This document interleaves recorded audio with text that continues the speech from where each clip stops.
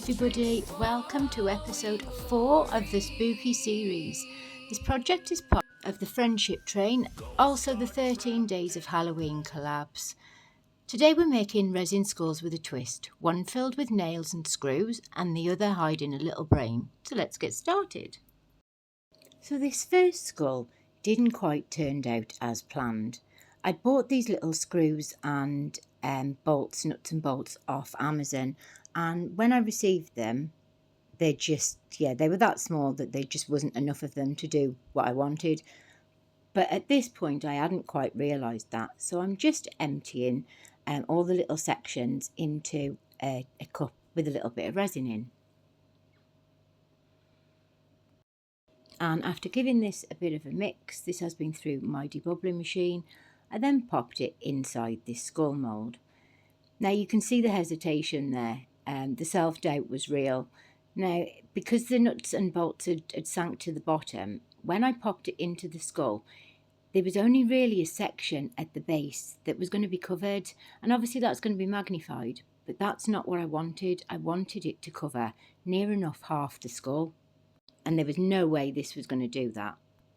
So quick rethink, quick reevaluation, and because they'd all sunk to the bottom, it was just going to be, not how I'd pictured it at all. So I drained off all the resin, or as much as I could, back into this cup. Risky, yes. Could have told the whole lot, of course, but I didn't really have an option because I was determined I wanted to do the skull with these. So I'm just popping a little bit of resin back into the skull. This time just clear resin. And if you've seen any of my other videos lately, you'll have seen me use this technique a few times to get a cavity within the skull mould or any mould.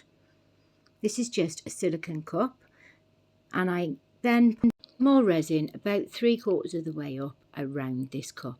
Now I have turned this cup inside out to prevent the ring around the bottom of the cup, and then I popped it in my curing machine. Now bearing in mind, the screws still have a certain amount of resin on them, even though I tried to get as much off as I could, and it had been sat there all the time. This resin had been curing in my curing machine.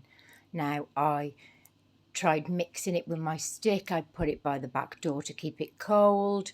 I did everything to try and slow down the curing process of the resin around these screws. But ultimately, because of the time, they just sort of semi-gathered into one sticky mess. So I'm just pulling the cup out of this skull, and as you can see, it's left a round cavity. This was the only way that I could think to make the skull smaller so that it made it look like it was fuller. But because the silicone cup was a matte cup, it had left a matte finish. So I've just got a little bit of resin and I've dipped my finger in it and literally run it around the edges of this dip. Now you can see this is really sticky, gloopy, but it was the best I could do. It had probably been sat there a good hour and 20 minutes maybe. I needed that resin in the skull to be firm enough for me to be able to take the cup out and not, again, make it a sticky mess. So I'm just filling up this gap with my gloop, making sure that I've got every bit out of this cup. And I did scrape for dear life. I mean, you can even see here when I'm trying to scrape it off the stick, it just doesn't want to come off. So at this point I had my fingers crossed that it was actually going to work and not look a complete mess.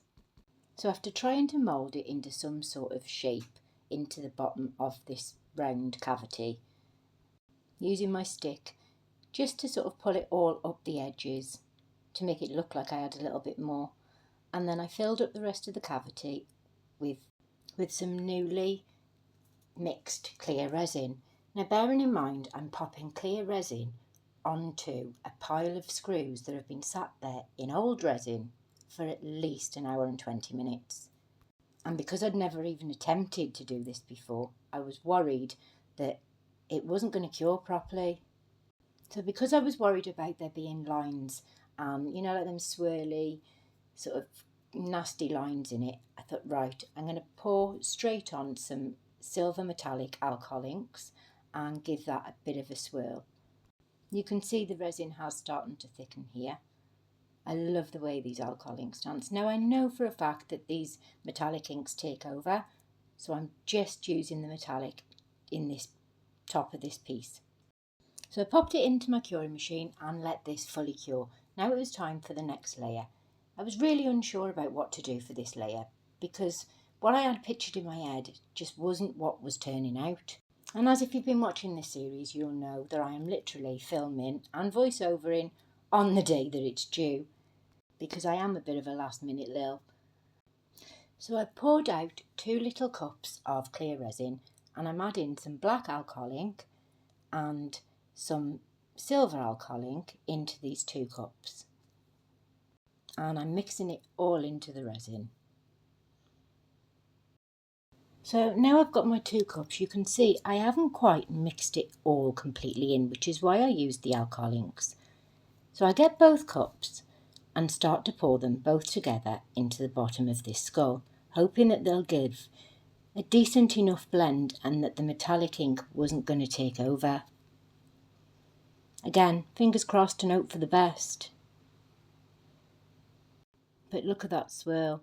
The patterns it gives is lovely, this technique. And then I pop that into my curing machine. Now it's time to make the second skull. Now I had to make this one because I'd had some new mould delivered.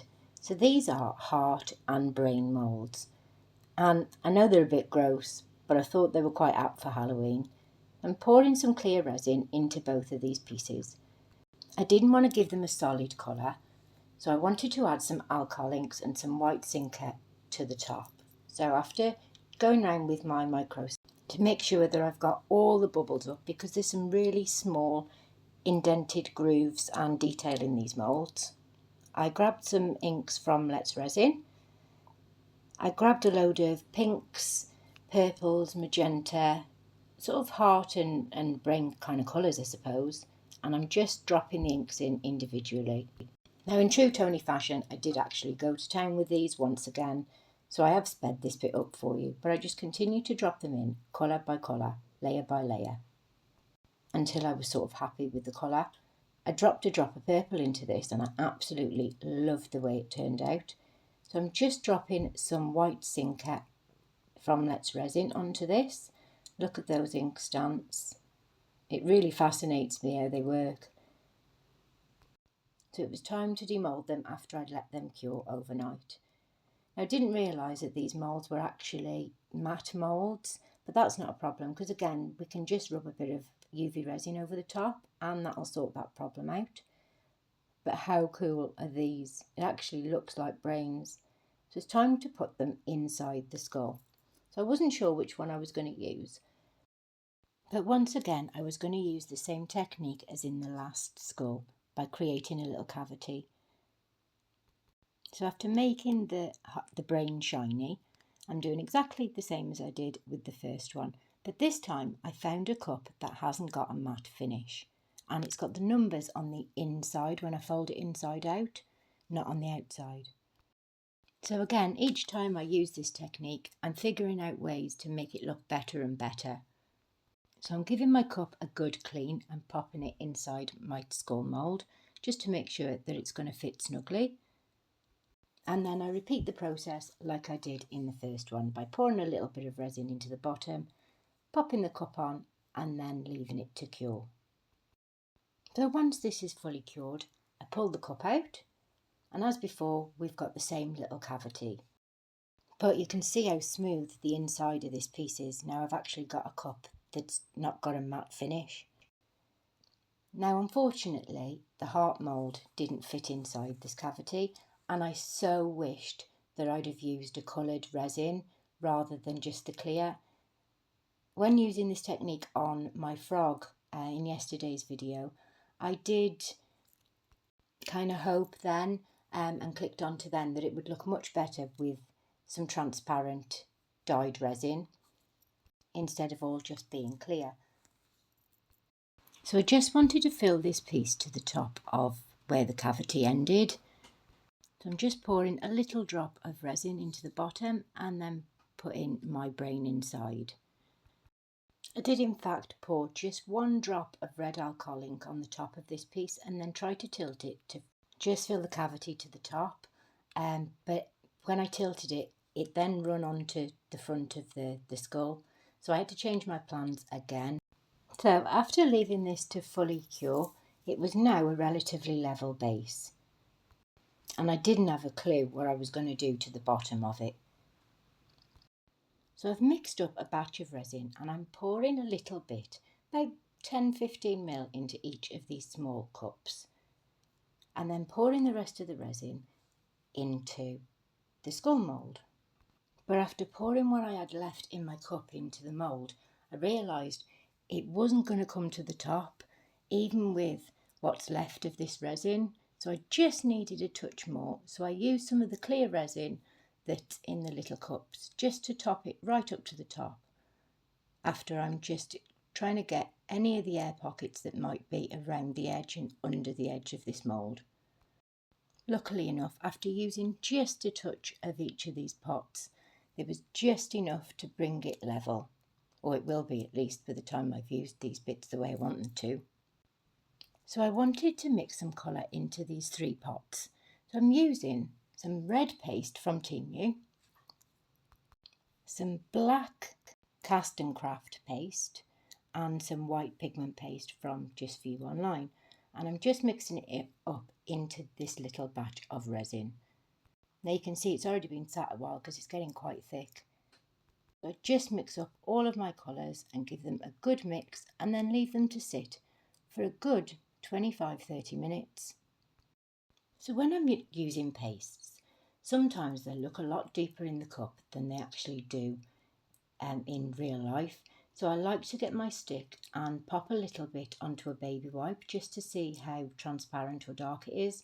So I did have to add a little bit more to this because I wanted it quite black.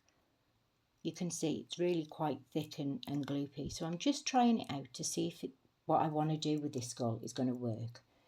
So I'm literally just getting a little bit of this resin and paste on the end of my stick and I'm dragging it across the top of the resin to see how far it sinks.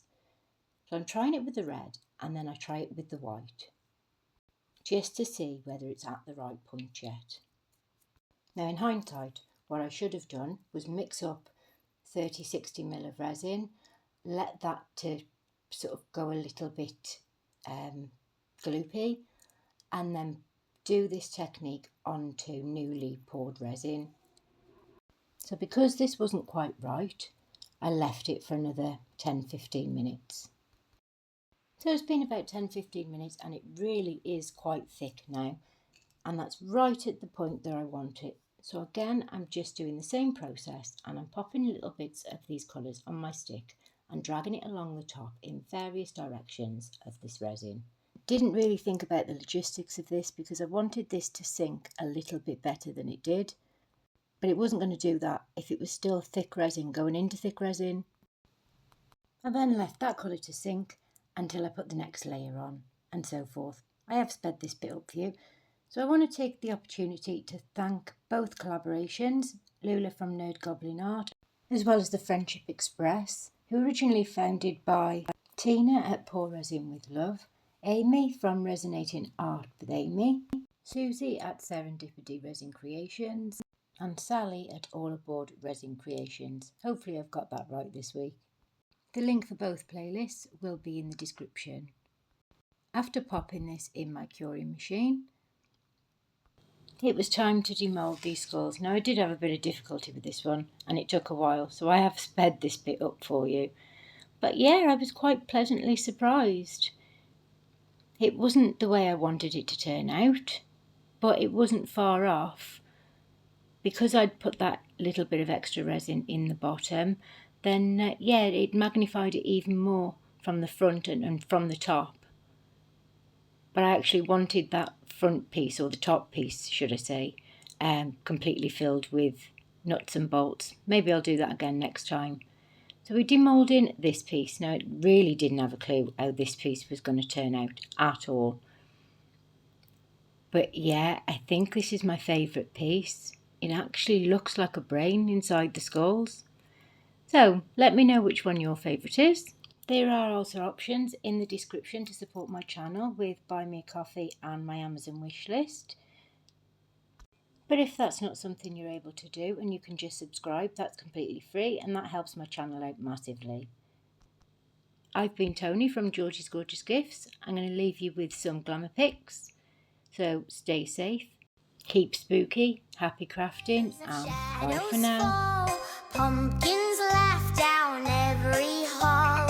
Friendship train is rolling near. Spooky steam and witchy cheer. Georgie's gifts so ghoulish sweet. Tony's magic can't be beat. It's a duel, it's a dance. Halloween gives us a chance.